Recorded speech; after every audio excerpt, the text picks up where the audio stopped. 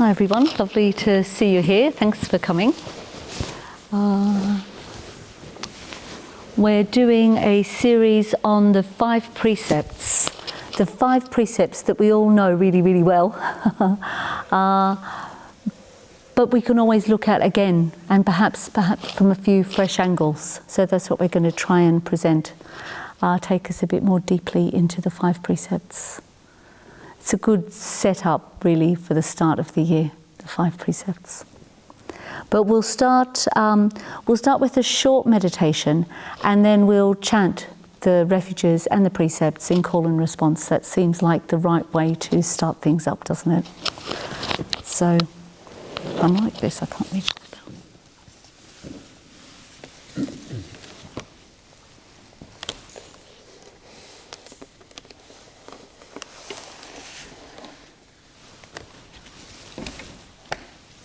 Yeah, so make yourself comfortable for just a short arriving meditation.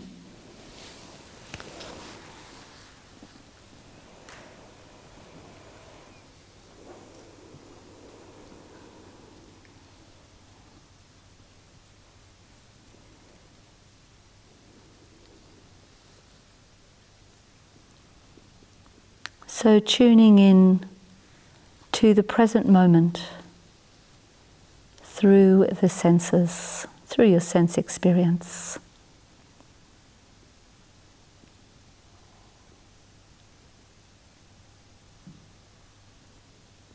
So you can notice the light coming through your eyelids.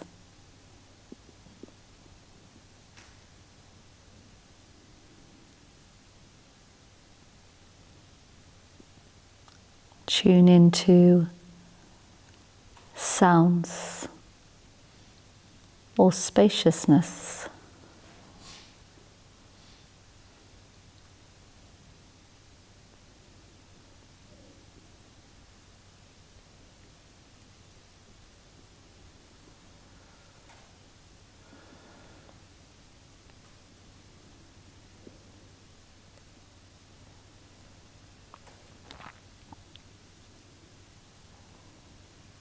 Notice temperature.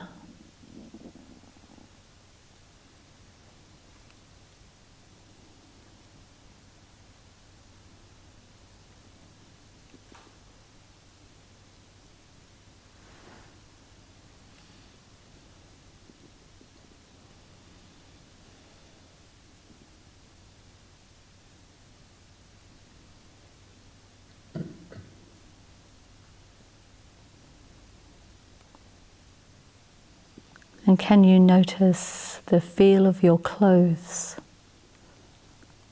So maybe tuning into the feel of your sock, the sensations between your foot, your ankle and the sock.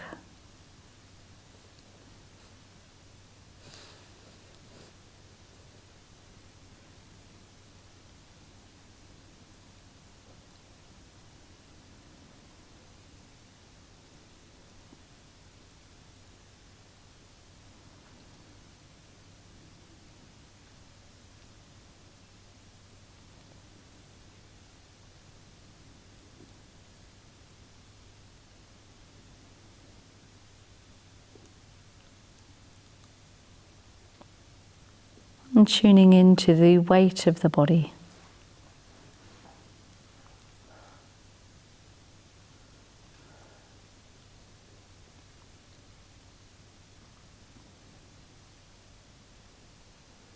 And you can gather yourself in and rest in this sense of greater and greater sense of embodiment.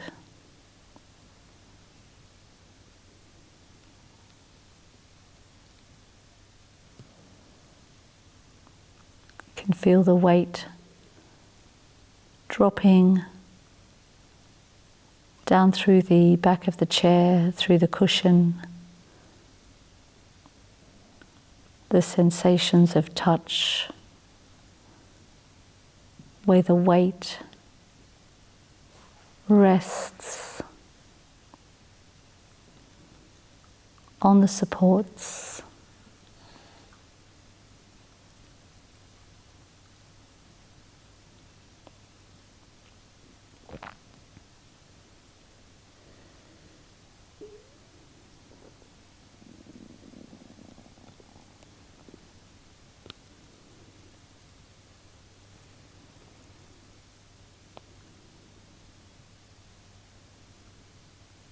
And really just let yourself give into that sense of weightedness,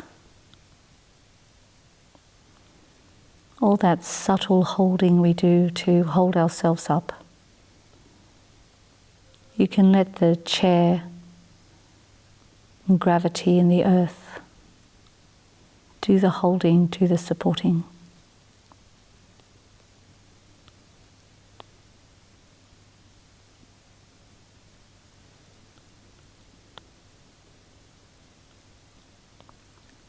And then tuning into rising energy in the body.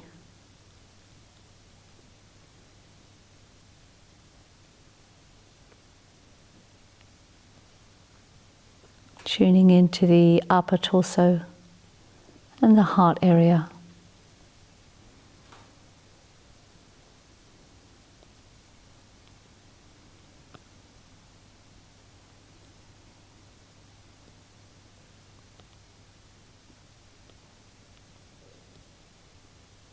And keeping the face quiet, the eyes soft, the tongue soft, the brows soft, opening up to that rising energy, open energy.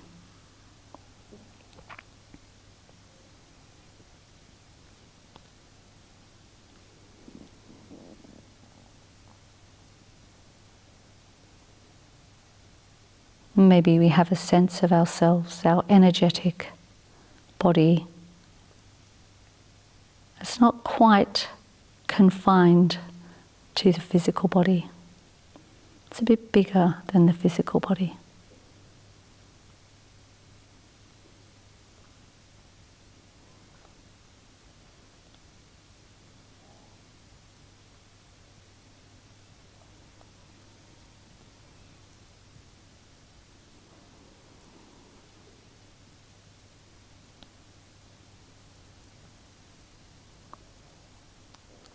And tuning into the breath in the body. Not trying to change it, but just notice how it's flowing.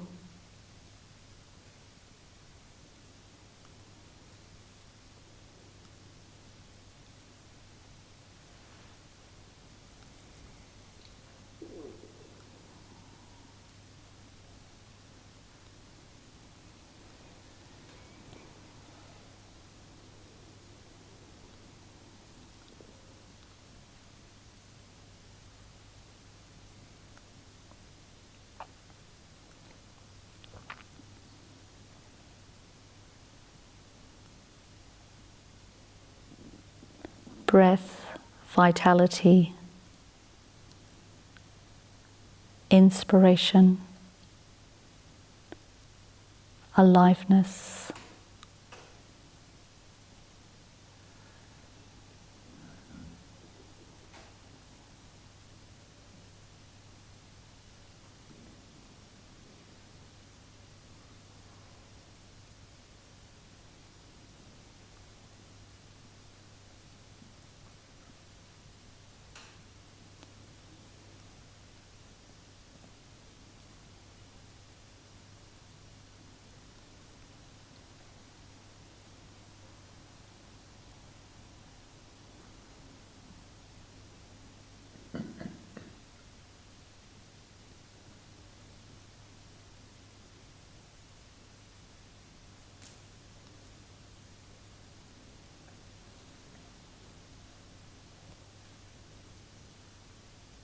Just being with ourselves in a very simple way.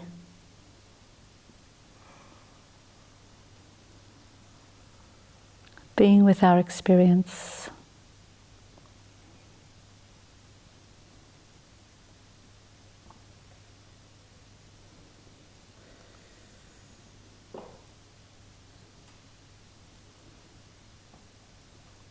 Or being with experience.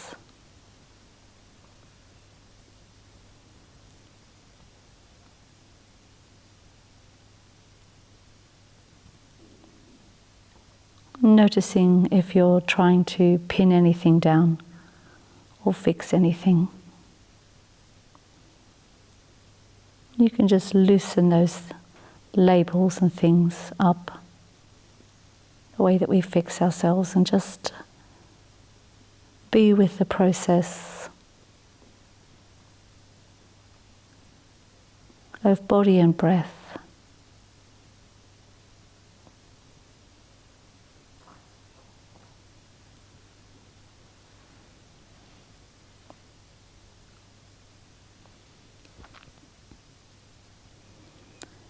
And in community.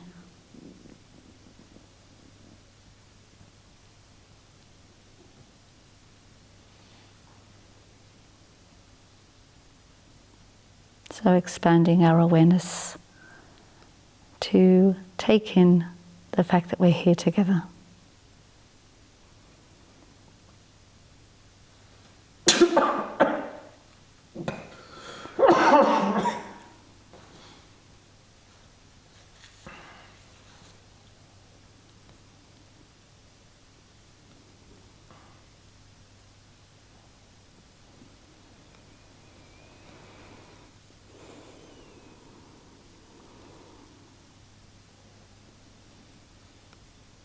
And we'll shift modes in a minute to do the refuges and precepts in call and response.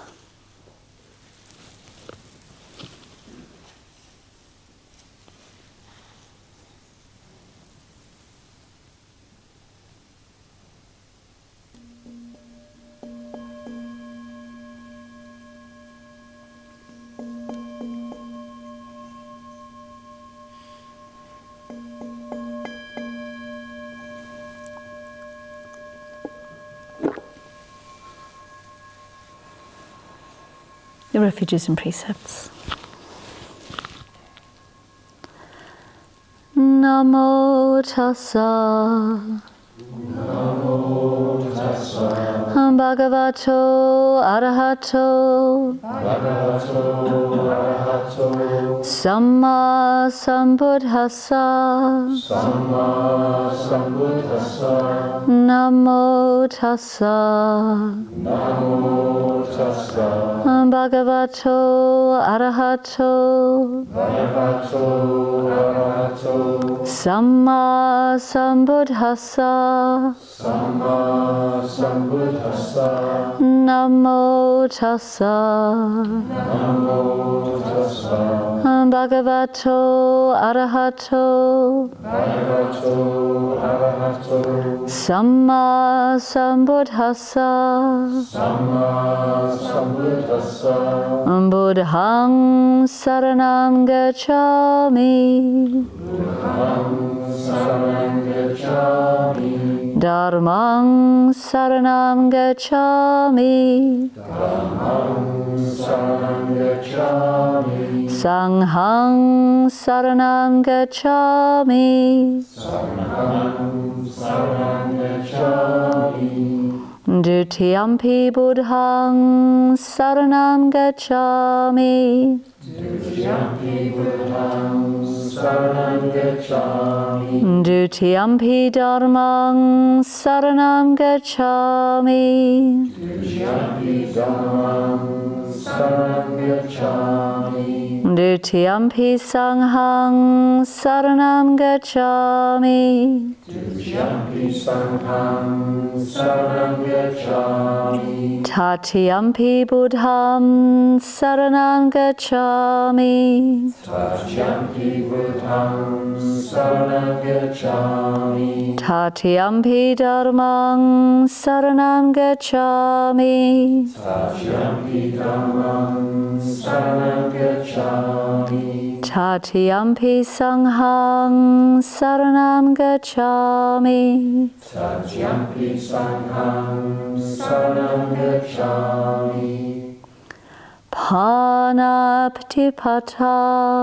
Panapatipata. Veramani. Sikkhapadam Samadhiyami Adinadana Veramani Sikkhapadam Samadhiyami Kamesu Michachara Veramani Sikkhapadam Samadhiyami Musavada Veramani Sikkhapadam Samadhiyami Suramerya Maja Pamadhatana Veramani Sikkhapadam Samadhiyami Sadhu Sadhu Sadhu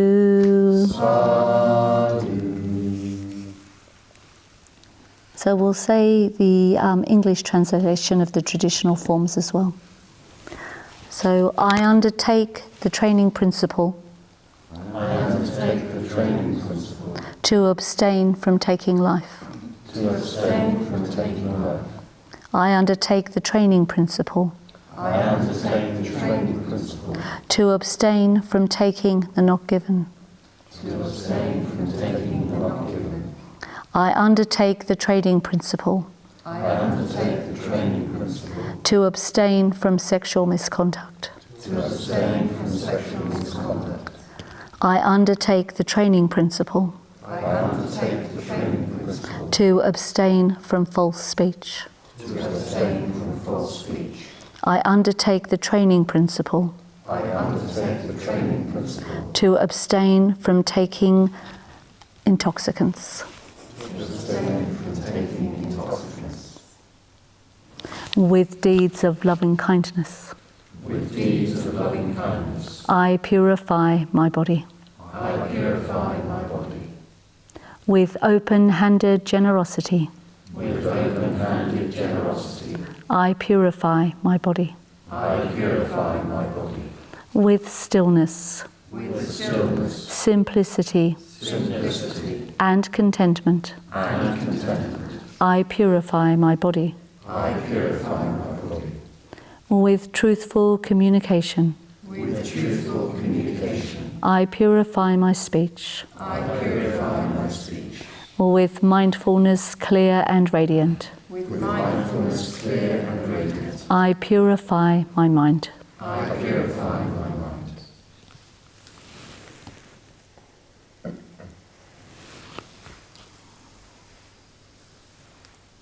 I do know that last precept.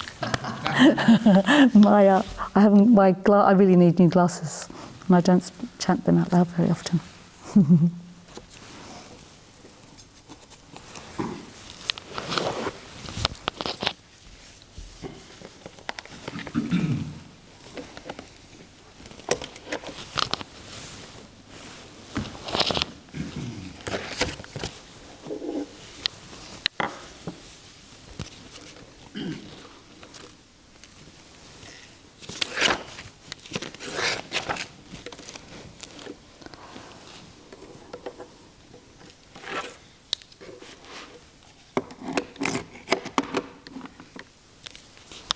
Can't really see the time. This is a danger sign.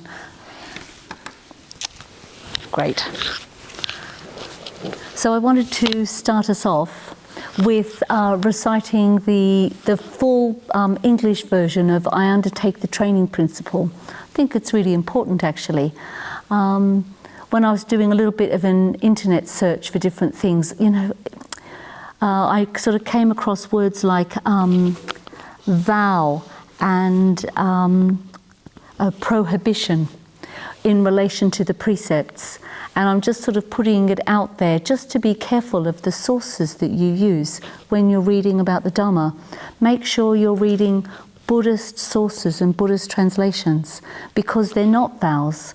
And I mean, and I guess in a way they're not prohibitions. It's not like never. It's that sense of I undertake the training principle. This is a path. This is a process of development. These are aspects of awareness that I'm trying to grow and develop and expand. So I undertake the training principle too, and it does say abstain, but it's the training principle to sort of as a developmental thing. So I'm just encouraging you to just be aware of where you're getting your sources from, and go to Buddhist sources when you're doing a bit of internet research and things like that, to make sure that you're getting the right translations and things. So the first precept, I undertake the training principle to abstain from taking life or from harming living beings. Both of those things are sort of accurate translations. The word is, we were chanting it then, pana tipata. So the tipata is destruction of life, killing and harm. And pana is life and breath and living beings. Again, I really, really like that. Life and breath and living beings. So what causes that to end? It's a sort of vitality quality, isn't it? Life and breath. It's about vitality, it's about life. It could be about, when you're in a fear response, you hold breath, don't you? If you sort of cause someone to fear and to constrict, they're holding on. So I suppose I was sort of reflecting on that way that you might think about not just killing living beings, but that harm that sort of holds people in and constricts breath. Yeah, but I thought we might start with this sense of, how do we relate to the first precept? What do we know about the first precept? So maybe there's a sense of just getting into, just form really small, just groups of two. Just sort of, what's your response to the first precept? How do you relate to it? A little bit about maybe even how you practice it, or where you feel your sort of barriers are. What does the first precept mean to you? So we'll sort of just start there, just a few minutes. Yeah, you could do threes if that's easier, but you just keep it twos and threes.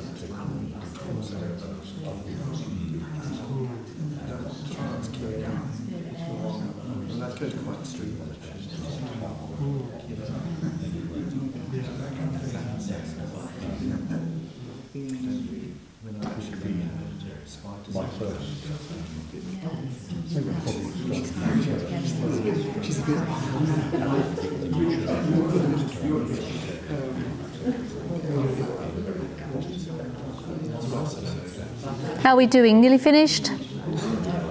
It's only a few minutes.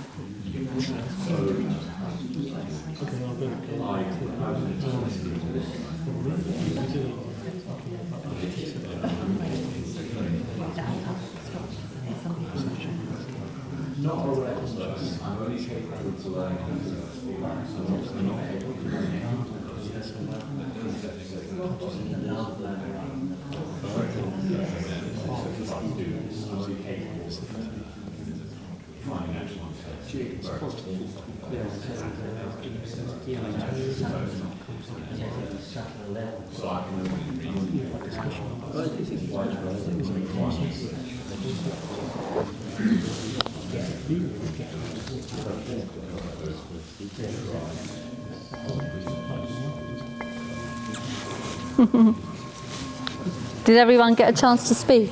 No. No, well, it was only quick. Too bad. Do you need a bit more time? Yep. Okay, 1 more minute.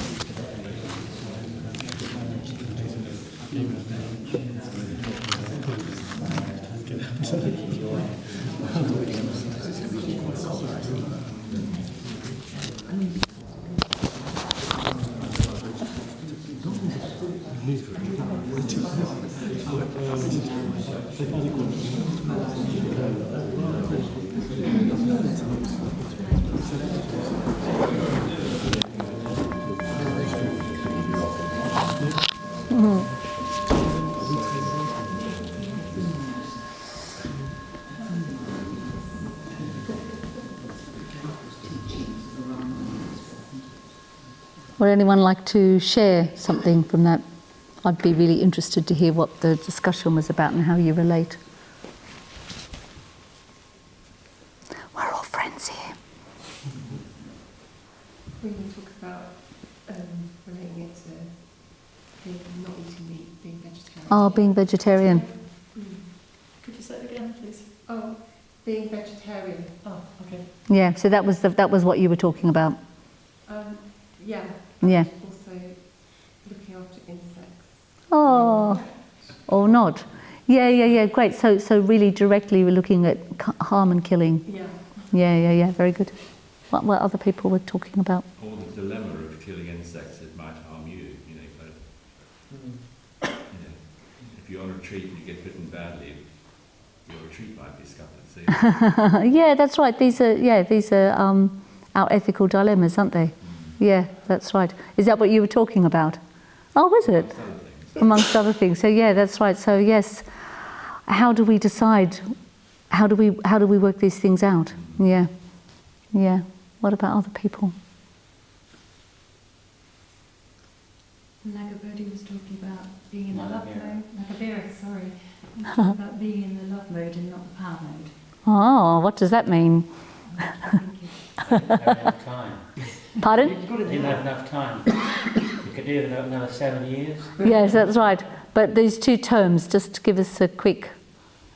Well, the love mode and the power mode. Okay, so yes. Well, the love mode, coming from love, I guess, is more important rather than coming from a sense of my will over somebody. Yeah. Anything else from anyone else that they'd like to share that was sort of seemed important in your conversation? I think for me the idea of non-harm is very motivating. So that's definitely how I want to relate to the world. So non-harm, very motivating, and how you want to relate to the world. Yeah, me too. Yeah. Yeah, find it. Well, it's a scale and a spectrum, isn't it? From me killing something, a sort of complex, conscious living being, maybe to killing less complex beings, right through to being the recipient, perhaps, of other people's killing, or being the beneficiary, perhaps through food, of other people's killing. And then through to what's harm? Where is harm? What's the scale of that, of harm? And how could I possibly, how can I be causing the least amount of harm, the fewest ripples to other beings as I walk through life? It's sort of, it's that, isn't it? So I think the first precept encompasses this whole spectrum. In a way, it's the whole of the Buddhist life, this precept. It's the whole of the Buddhist life. It encompasses the whole of the path. It's both the path, the method, and it's the aim and the method. It's what we're aiming to get towards, and it's how we are. So it's those two things together. It's the key, it seems to me to be the key to everything, to unlocking everything, which is why, I'd like to sort of look a bit more principially at why it's so important and what it means, this precept. But I also just thought I'd bring out something around, with deeds of loving kindness, I purify my body. So when we say that, it's not actually. So we have this way of looking at a human being in terms of body, speech, and mind, but body is actions. It's what I do. So a body means everything I do, all my deeds, the things that how I act in the world. Speech, of course, is speech, and mind relates to mind, heart. So it's not that I'm trying to purify my body somehow. It's all my actions, all my deeds. And when we salute the three jewels at the beginning, we say Om, and Hong. That is body, speech, and mind. Those seed syllables relate to body, speech, and mind. So when we salute the shrine, we're bringing our whole selves in that moment, present, to I feel like I'm in front of the three jewels, or with the three jewels, or trying to sort of evoke the three jewels, and bringing my whole self to it. The center for body is here, speech is here, and mind is here in the heart area. That's the mind part. So Hong, fully present, and wanting to go for refuge. Yeah, so that's what that means. So it's our deeds, it's our actions in the world, it's where we are in the world. So it's about how we are, but also this precept, as all the precepts, it is about speech as well, of course, and it's got a whole mind precept, a whole mind aspect. So of course it encompasses the whole of the Buddhist path. So in that way, to be able to really live, out this precept is to live from the sort of deepest wisdom and compassion. To be really able to sort of live this precept it has a wisdom aspect, not just the compassion aspect, because we have to have the practice in a way and the understanding that's behind it. Why are we trying to be kinder? Why do deeds of loving kindness? Why does non-harm matter? So we can sort of see that if we're killing, that especially a complex being, then we're going to have sort of a lot of remorse, and it's going to have big karmic effects. But what about when we do kill that insect? These days I can feel really terrible about killing an insect, and I really think twice about it. I was at Tara Loka a few years ago, and I'm not someone who has a lot of problems with mosquitoes, but that year the mosquitoes were really terrible, and I was starting to come out in these huge red welts. And I really, really had to think about, instead of blowing the mosquito away, would I slap the mosquito? But then again, how many more mosquitoes are out there? And so what is the effect, mind-wise, of killing that mosquito? What does that do to my sense of my place in the world and how I am with life? Especially once you know it. If I'm just a kid, and you just kill it, it's sort of it has an effect, but it doesn't have such a big effect as when I know that I'd prefer not to kill that life form, even though it's a tiny mosquito. Once I take on that sort of sense of interconnectedness with life, and that mosquito is just doing mosquito-ness, it's not trying to harm me. So I then have the mind state is then definitely one of a bit of cruelty.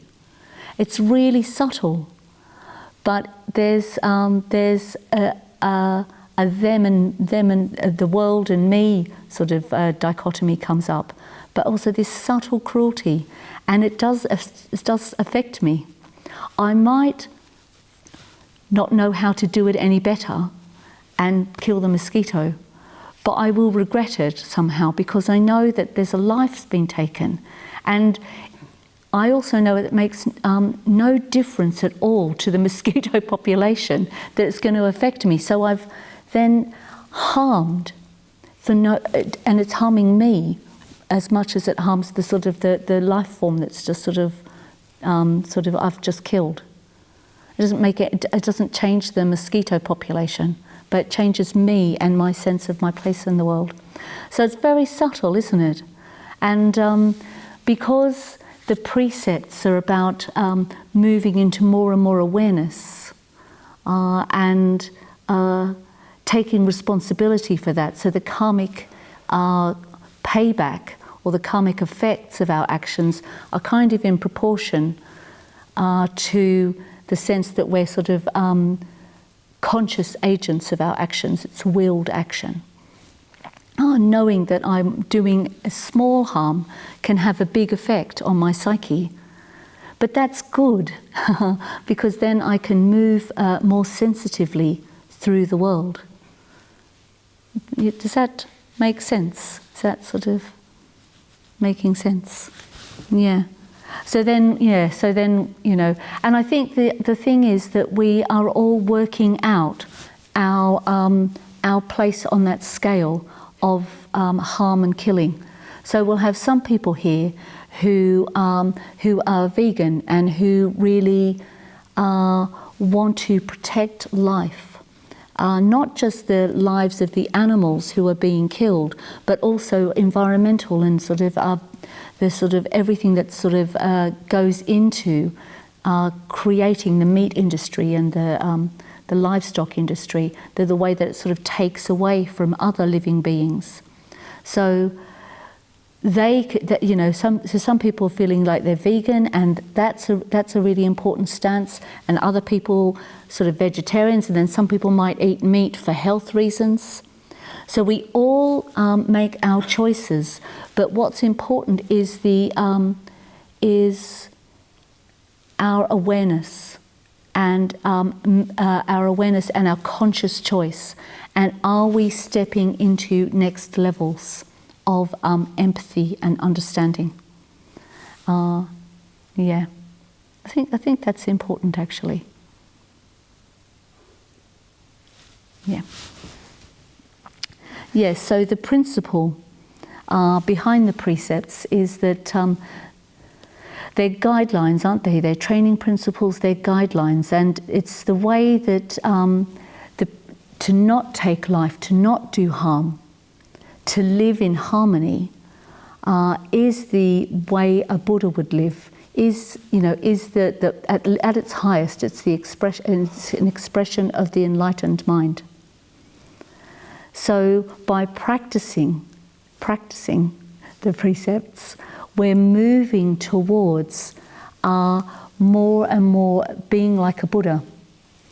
And I guess there's a sense of, well, do we take that on? Is that a motivating force? Does that mean anything? to us. I don't know that I always think about it in terms of wanting to be, wanting to be more like a Buddha, because sometimes the Buddha can feel quite abstract, but to be more and more compassionate, to live more and more in harmony, that is a great motivating factor for me. To break down a sort of sense of me fixed here and the world outside, to break that down more and more is, I know from my own experience, is brings me sort of more happiness, more harmony, and I get out of a sort of sense of selfishness. So it loosens up my sense of self. And that's what this precept, the wisdom aspect of this precept really, really points to. So practicing this precept is about empathy and imagination. It's about fellow feeling, and it's about completely breaking down this sort of separation between self and other, between self and world, and just actually self in its own right. Opening up, breaking down, loosening up this sense of self through empathy and imagination and care for others. Yeah. So, and then that has the wisdom aspect of it. Yeah.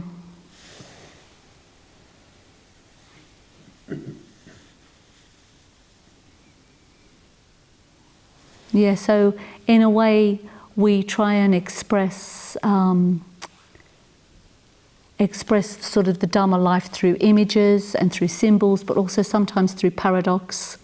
So in a way, no one has ever gained insight, though insight has arisen. Because at the core of Buddhist wisdom is that we are not fixed. We are not fixed separate entities.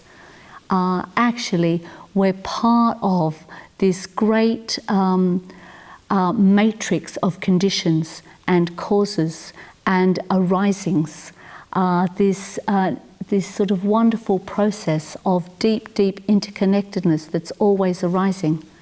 So even though I have a sense of self, so I do have a sense of self, and maybe I'm also still working on becoming a happy, healthy human being. That's part of Sangharakshita's path for us. He says, first off, we need to become happy, healthy human beings. So maybe I'm still working on my sense of self to become a happy, healthy human being.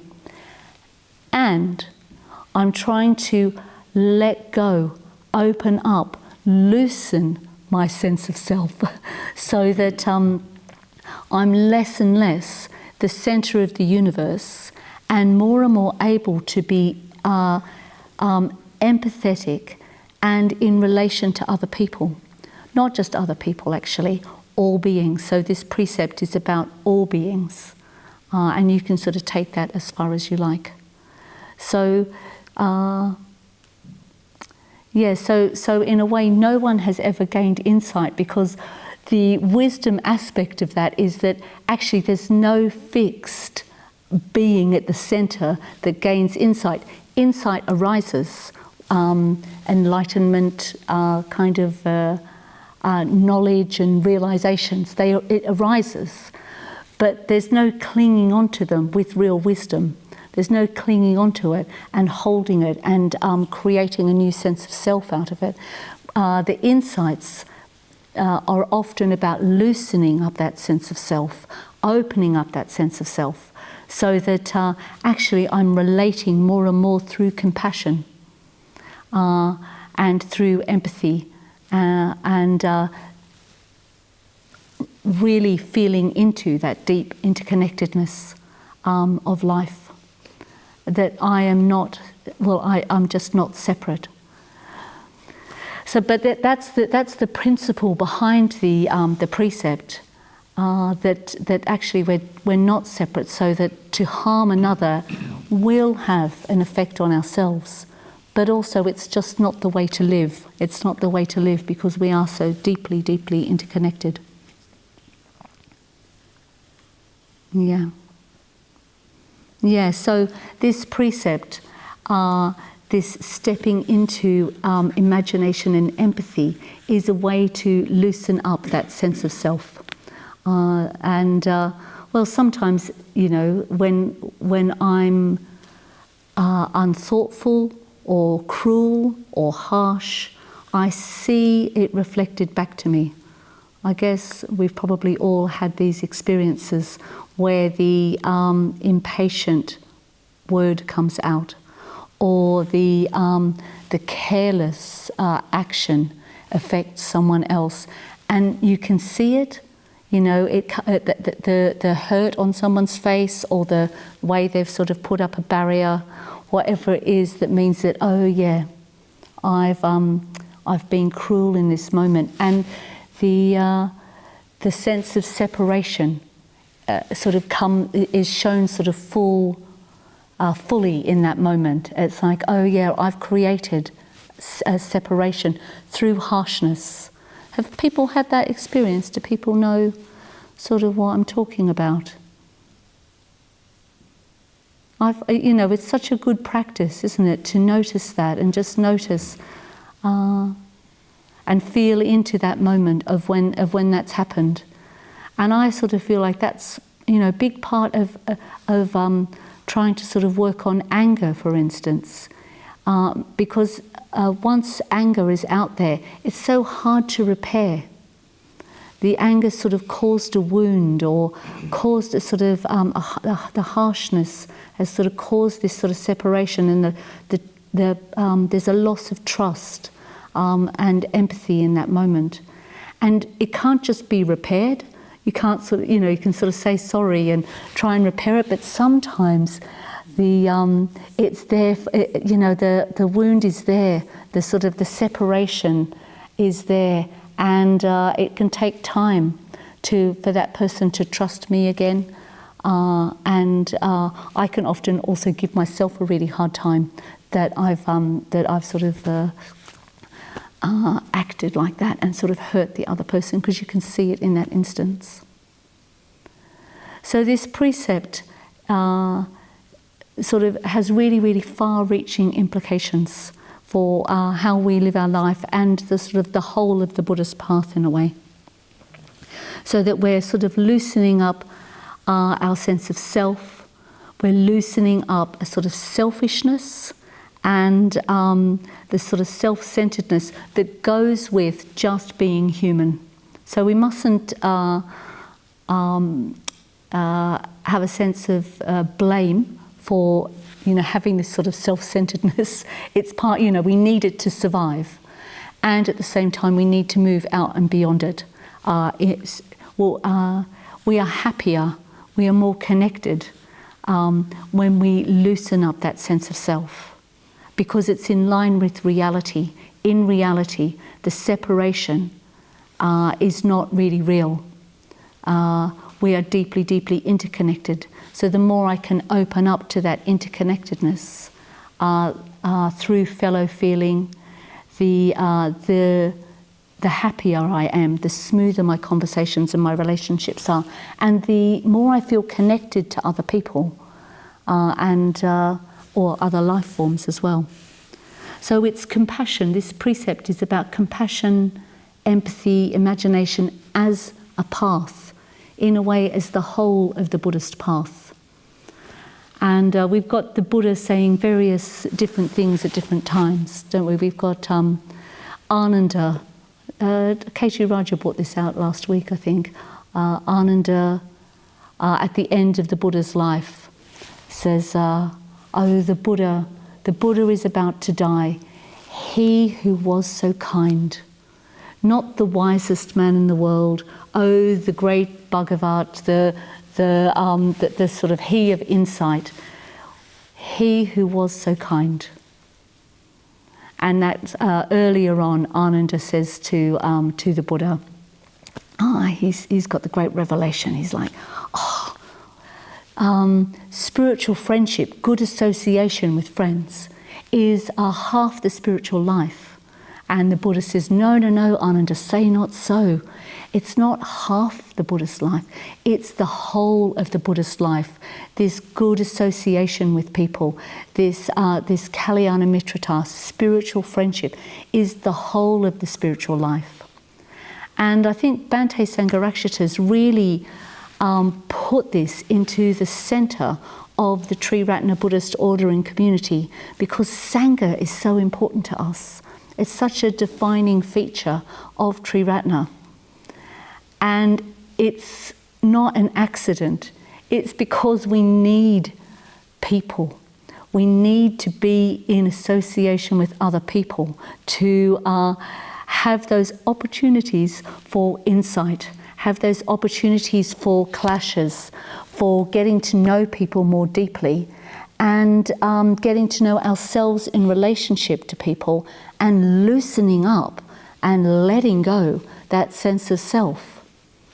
So I've just started with a few people here, a new Mitra study group, and I've done Mitra study in many contexts, and from Mitra study I moved on to doing other sort of small group settings, going with people, and now I'm in a chapter. So a chapter is a weekly, I was going to say session, it's the wrong word. Anyhow, I get together with a few order members every week and we talk about practice.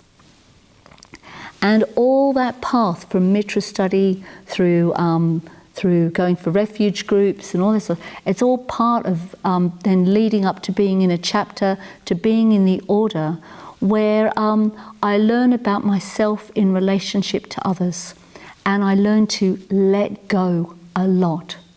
And my mind gets blown as well by people bringing in different points of view that I would not have known myself. So someone does something really, really differently to me, or thinks really differently to me. And first off, it's just irritating, it's wrong, it's sort of perplexing. And then getting to know the person, to know their motivations, it's like, the irritation can go. I can let people be themselves a bit more. And then what happens is I don't need to know the rationale anymore. I'm loosening up my sense of self, and I'm developing more openness, more love, so that I don't need to know why someone's done something. I can just go, that is different to how I do it. Isn't that interesting? Or just like, that'll be fine. It doesn't have to be my way. So, the importance of Sangha is about that opportunity to get to know others, but we get to know ourselves, and we loosen up our fixed sense of self, so that we're able to, this is the key insight, isn't it? These are the key insights. We loosen our sense of self so that we can actually be more empathetic, be more loving, have more loving awareness. And that just sort of continues out and continues out. There's no end to metta. There's no end to the depth of metta that metta can give. Oh gosh, I can't believe what the time is. I've hardly got through anything. But basically that is what I want to say. This first precept is a path of compassion. And thinking about Sangha is,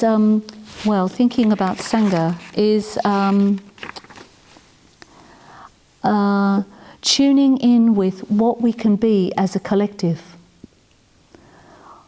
We've all had the experience of coming to the Buddhist Centre, coming to Triratna, going on retreat, going to different places, and meeting a kind of real friendliness in the atmosphere. I hope that's been our experience. And it probably is in lots of other places as well. A real openness and friendliness.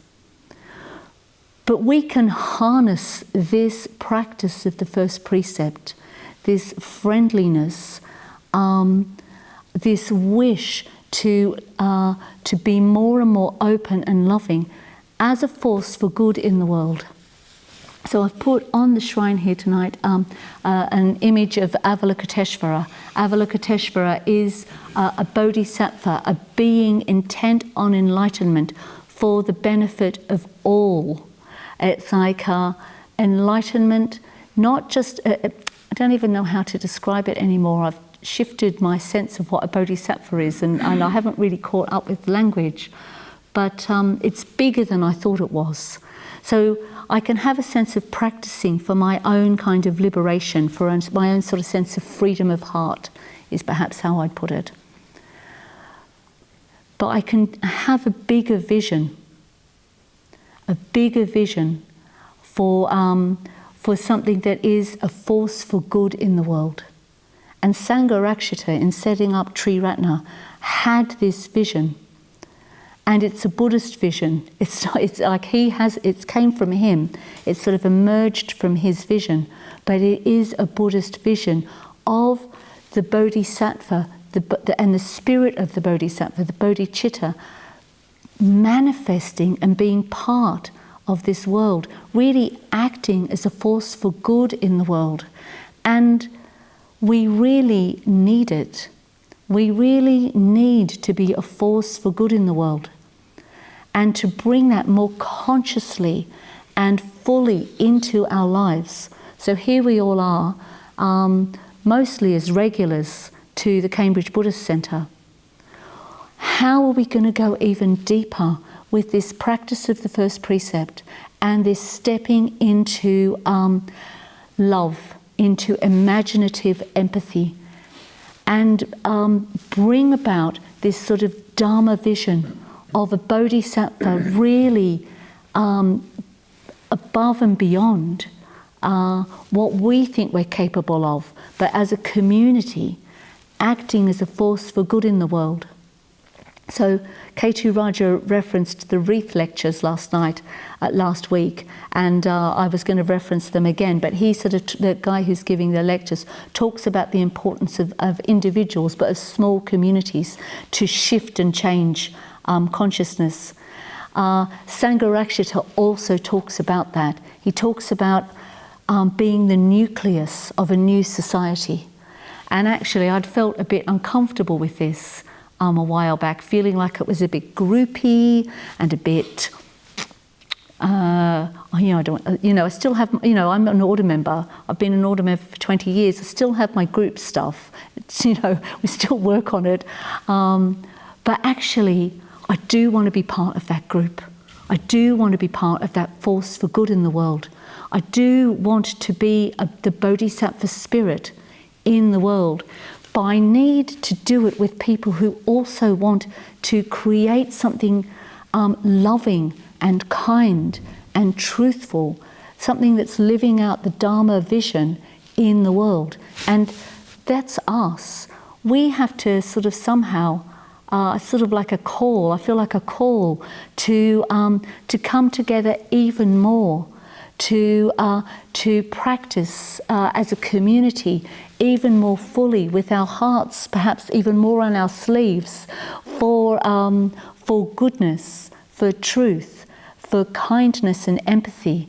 And so that we are having this effect on the world, we can be more than just the sum of our own practice, sort of together, in tangible and then intangible ways. Using our imagination, we have this sort of sense of, we could be the Bodhisattva Avalokiteshvara. We can be bringing forth this Dharma vision of love and having an effect on the world. The Dharma, Buddhism, has done that over 2,500 years. We're part of that stream. And I feel like it's time to sort of light that flame even more, because people are wanting to have a way to be truthful, be kind, act in the world from their best motivations, and to sort of get over barriers that we have between each other. So that's a little bit about the first precept, and where I think it can take us, and how we practice individually, but if we practice consciously together as Sangha, I was going to say as community, but as Sangha, if we practice as Sangha, we are a force for good in the world. And well, let's do that. Let's consciously be that light. Be a force for good in the world. So it starts with practicing the first precept, but from this sort of big vision of love. Yeah. So, yay, let's go. Hearts on our sleeves and transform the world.